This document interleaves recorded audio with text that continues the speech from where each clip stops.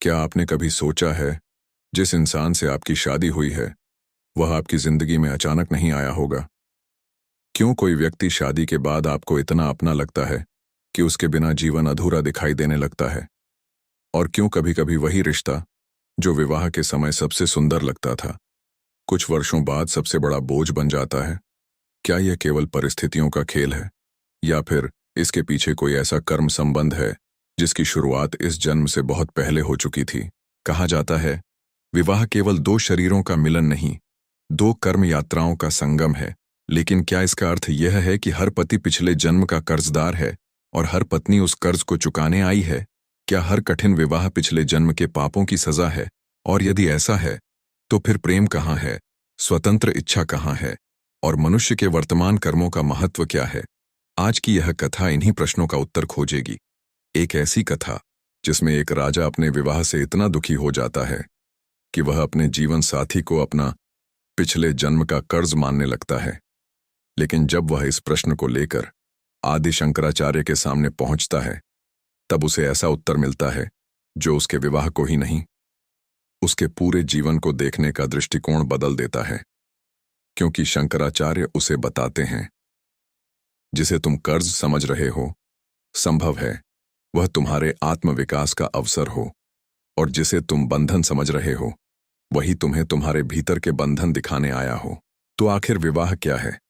कर्म का ऋण, भाग्य का विधान, पिछले जन्म का अधूरा हिसाब, या फिर आत्मा के विकास का एक अवसर? आइए चलते हैं उस प्राचीन समय में, जहां एक राजा अपने विवाह का रहस्य जानने के लिए आदि शंकराचार्य के चरणों में पहुंचता है। बहुत प्राचीन समय की बात है। दक्षिण भारत के एक समृद्ध राज्य में राजा धर्मकेतु का शासन था। राज्य विशाल था, प्रजा सुखी थी, राजकोष भरा हुआ था, राजमहल में वैभव की कोई कमी नहीं थी। लेकिन राजा के मन में एक ऐसा तूफान था जिसे उसके महल की ऊंची दीवारें भी नहीं रोक पा रही थीं। उसका विवाह हुए लगभग 12 वर्ष बीत चुके थे। उसकी पत्नी रानी मृणालिनी अत्यंत बुद्धिमती और धर्मपरायण थी। विवाह के शुरुआती वर्षों में दोनों के बीच गहरा प्रेम था, लेकिन धीरे धीरे उनके बीच मतभेद बढ़ने लगे। छोटी छोटी बातें विवाद का कारण बनने लगीं। राजा को लगता, मेरी पत्नी मुझे समझती ही नहीं। रानी को लगता, राजा मुझे सुनना ही नहीं चाहते।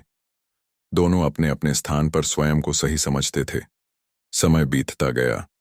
एक दिन राजा ने अपने सबसे विश्वस्त मंत्री से कहा, मुझे लगता है यह विवाह मेरे जीवन की सबसे बड़ी भूल है। मंत्री ने शांत स्वर में पूछा, महाराज ऐसा क्यों? राजा ने उत्तर दिया, क्योंकि मैंने इस स्त्री को कभी दुख नहीं दिया, फिर भी मेरे जीवन में शांति नहीं है। मंत्री कुछ नहीं बोला। राजा ने फिर कहा, कभी कभी मुझे लगता है कि वह मेरे जीवन में किसी पुराने कर्म का परिणाम बनकर आई है।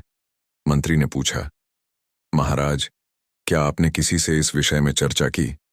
राजा बोला, हाँ, अनेक ज्योतिषियों से पूछा। किसी ने कहा ग्रह दोष है, किसी ने कहा पिछले जन्म का संबंध है, किसी ने कहा कि यह विवाह पूर्व जन्म के ऋण के कारण हुआ है। राजा कुछ देर मौन रहा, फिर उसने धीमे स्वर में कहा, लेकिन मुझे एक बात समझ नहीं आती। क्या? यदि यह पिछले जन्म का कर्ज है, तो मैं कब तक इसे चुकाता रहूं? मंत्री के पास इसका उत्तर नहीं था। उसी समय राज्य में समाचार पहुंचा कि महान सन्यासी आदि शंकराचार्य उस क्षेत्र से गुजर रहे हैं। राजा ने निश्चय किया, मैं उनसे यही प्रश्न पूछूंगा। अगली सुबह राजा साधारण वस्त्र पहनकर अपने कुछ सैनिकों के साथ उस आश्रम की ओर निकल पड़ा जहां आदि शंकराचार्य ठहरे हुए थे। आश्रम में प्रवेश करते ही राजा ने देखा, वहां न राजसी वैभव था, न पहरेदारों की भीड़। कुछ शिष्य वेदों का अध्ययन कर रहे थे, कुछ सेवा में लगे थे, और मध्य में आदि शंकराचार्य शांत भाव से बैठे थे। राजा उनके सामने पहुंचा। उसने प्रणाम किया। शंकराचार्य ने उसकी ओर देखा और कहा, राजन, तुम्हारे माथे पर राज्य का भार नहीं, मन का भार दिखाई दे रहा है। राजा चौंक गया। उसने कहा, आचार्य, मैं इसी भार को लेकर आपके पास आया हूं। कहो। राजा ने कुछ क्षण मौन रहने के बाद कहा, क्या विवाह पिछले जन्म का कर्ज होता है? आश्रम में बैठे शिष्य भी शांत हो गए। शंकराचार्य मुस्कुराए। उन्होंने कहा, तुम विवाह को कर्ज क्यों समझते हो? राजा ने कहा, क्योंकि मेरे जीवन में मेरी पत्नी के आने के बाद सुख से अधिक संघर्ष आया है। शंकराचार्य बोले, तो क्या संघर्ष का अर्थ हमेशा आरण होता है? राजा ने कहा, मुझे नहीं पता। शंकराचार्य ने पूछा, यदि कोई गुरु तुम्हें कठिन प्रश्न दे और तुम उसे हल करते करते बुद्धिमान बन जाओ, तो क्या तुम कहोगे कि गुरु ने तुम्हें कष्ट दिया? राजा चुप रहा। शंकराचार्य ने आगे कहा, विवाह को केवल पिछले जन्म का ऋण मान लेना कर्म के सिद्धांत को बहुत छोटा कर देना है।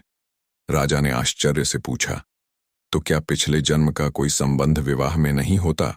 शंकराचार्य बोले, हो सकता है। राजा की आंखों में उत्सुकता आ गई। तो फिर सत्य क्या है? शंकराचार्य ने कहा, सत्य यह है कि मनुष्य अपने वर्तमान जीवन में केवल अतीत का परिणाम लेकर नहीं आता, वह वर्तमान में नए कर्म भी करता है। फिर उन्होंने एक वाक्य कहा, अतीत तुम्हें परिस्थिति दे सकता है, लेकिन वर्तमान तुम्हें प्रतिक्रिया चुनने की स्वतंत्रता देता है। राजा पहली बार गंभीर हुआ। शंकराचार्य ने पूछा, तुम अपनी पत्नी को कर्ज मानते हो?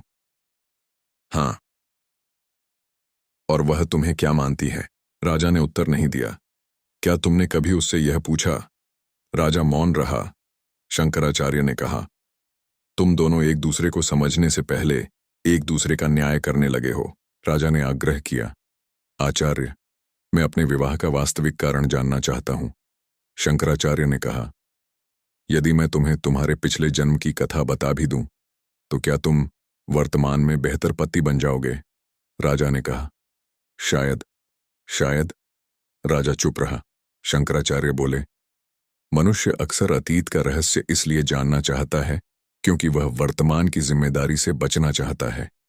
ये शब्द राजा के हृदय में उतर गए। शंकराचार्य ने कहा, मान लो तुम्हारी पत्नी पिछले जन्म की कोई आरणी है। राजा ध्यान से सुनने लगा। तो क्या इस जन्म में उसे अपमानित करने का अधिकार तुम्हें मिल गया? राजा ने तुरंत कहा, नहीं। यदि वह तुम्हारी रानी है, तो क्या तुम्हें उससे प्रेम नहीं करना चाहिए? राजा फिर मौन।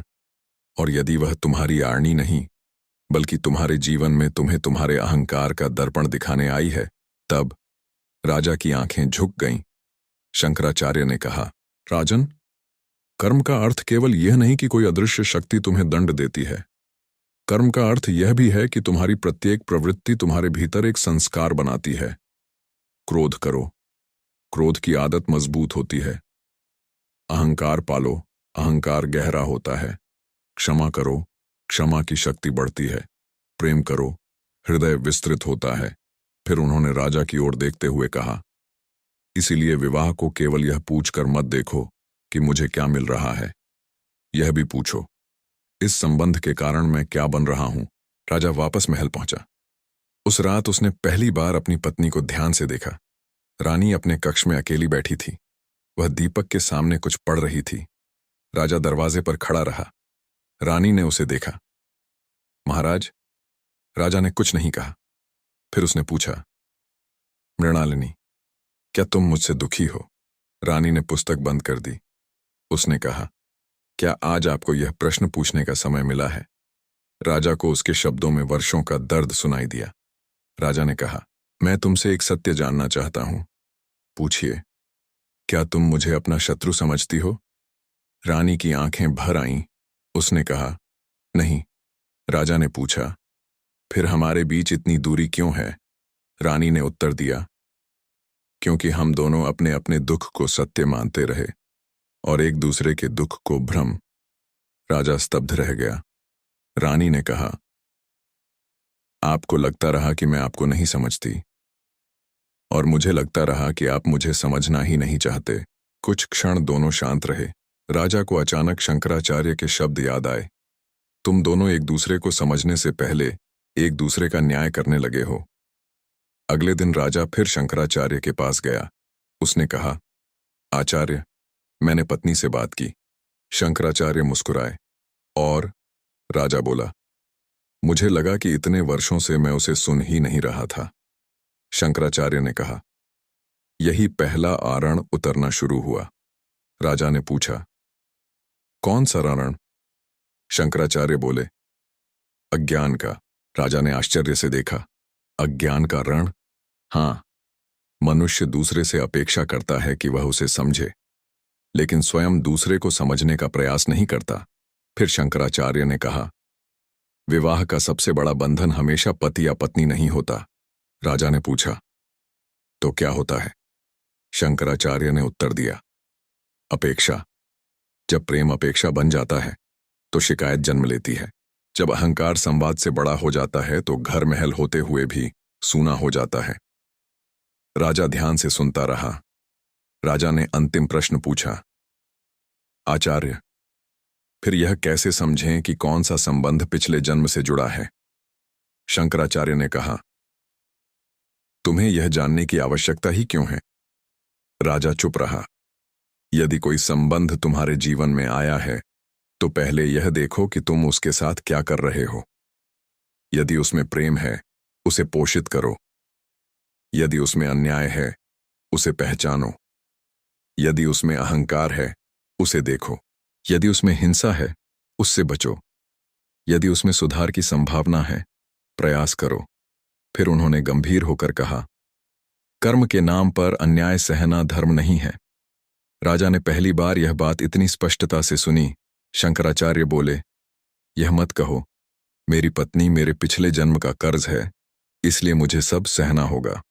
और यह भी मत कहो, मेरा पति पिछले जन्म का आरणी है, इसलिए उसे मेरे अनुसार चलना ही होगा। दोनों ही विचार अज्ञान से उत्पन्न हो सकते हैं। शंकराचार्य ने राजा से कहा, विवाह को यदि आध्यात्मिक दृष्टि से देखना है तो उसे केवल बंधन मत समझो।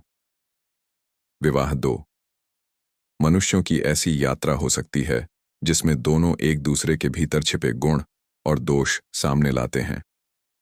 राजा ने पूछा, तो क्या पत्नी मेरे कर्मों का दर्पण हो सकती है? हाँ। और मैं उसके? हाँ। तो क्या इसका अर्थ है कि विवाह आत्मज्ञान का साधन बन सकता है? शंकराचार्य बोले, यदि जागरूकता हो तो जीवन की प्रत्येक परिस्थिति आत्मज्ञान का साधन बन सकती है। उन्होंने आगे कहा, तुम मंदिर में जाकर शांत रह सकते हो, लेकिन यदि घर में क्रोध आते ही तुम्हारा विवेक समाप्त हो जाए तो तुम्हारी साधना अब भी अधूरी है। राजा के चेहरे पर गंभीरता आ गई। शंकराचार्य बोले, जिस दिन तुम अपने सबसे निकट व्यक्ति के साथ भी सत्य, करुणा और विवेक से व्यवहार करना सीख जाओगे, उस दिन तुम्हारी साधना केवल पूजा तक सीमित नहीं रहेगी। कुछ महीनों बाद राजा और रानी का जीवन पूरी तरह बदल तो नहीं गया, लेकिन एक महत्वपूर्ण चीज बदल गई, उनका दृष्टिकोण। अब जब विवाद होता, राजा तुरंत यह नहीं सोचता, यह स्त्री मेरे पिछले जन्म का कर्ज है। वह स्वयं से पूछता, इस क्षण मेरा अहंकार क्या कर रहा है? रानी भी स्वयं से पूछती, क्या मैं अपनी बात समझा रही हूं या केवल अपने दुख को सिद्ध करना चाहती हूं? धीरे धीरे उनके बीच संवाद लौटने लगा। एक दिन राजा फिर शंकराचार्य के पास गया। उसने कहा, आचार्य, अब मुझे समझ आया कि मेरा प्रश्न ही गलत था। शंकराचार्य मुस्कुराए, क्या प्रश्न था? राजा बोला, मैं पूछता था, मेरी पत्नी मेरे पिछले जन्म का कौन सा कर्ज है? अब पूछता हूं, इस संबंध के माध्यम से मुझे अपने भीतर क्या देखना है? शंकराचार्य ने कहा, अब तुमने विवाह को समझना शुरू किया है। राजा ने प्रणाम किया। शंकराचार्य ने अंतिम बात कही, राजन, यह मत खोजो कि तुम्हारा जीवन साथी पिछले जन्म में तुम्हारा कौन था। पहले यह देखो कि इस जन्म में तुम उसके साथ कौन बन रहे हो। और यही इस पूरी कथा का सार है। शादी को केवल पिछले जन्म का कर्ज कहना आध्यात्मिक दृष्टि से अधूरा विचार है। कर्म दर्शन की कथा में पिछले संस्कारों और संबंधों की कल्पना हो सकती है, लेकिन वर्तमान जीवन के कर्म, स्वतंत्र निर्णय, व्यवहार, प्रेम, जिम्मेदारी और विवेक भी उतने ही महत्वपूर्ण हैं। क्योंकि यदि अतीत सब कुछ तय कर चुका होता तो वर्तमान कर्म का कोई अर्थ ही नहीं बचता। और यदि वर्तमान में तुम्हारे पास चुनाव है तो हर संबंध केवल कर्ज नहीं हो सकता। कुछ संबंध आईना होते हैं, कुछ संबंध परीक्षा होते हैं, कुछ संबंध सीख होते हैं, कुछ संबंध प्रेम होते हैं, और कुछ संबंध तुम्हें तुम्हारे ही भीतर छिपे उस व्यक्ति से मिलाने आते हैं जिसे तुमने वर्षों से देखा ही नहीं। इसलिए अगली बार जब मन में यह प्रश्न उठे, क्या मेरा जीवन साथी मेरे पिछले जन्म का कर्ज है, तो एक पल रुककर स्वयं से पूछना, मैं उसके जीवन में इस जन्म का कौन सा कर्म बन रहा हूं? क्योंकि शायद यही प्रश्न तुम्हारे पूरे वैवाहिक जीवन का अर्थ बदल दे।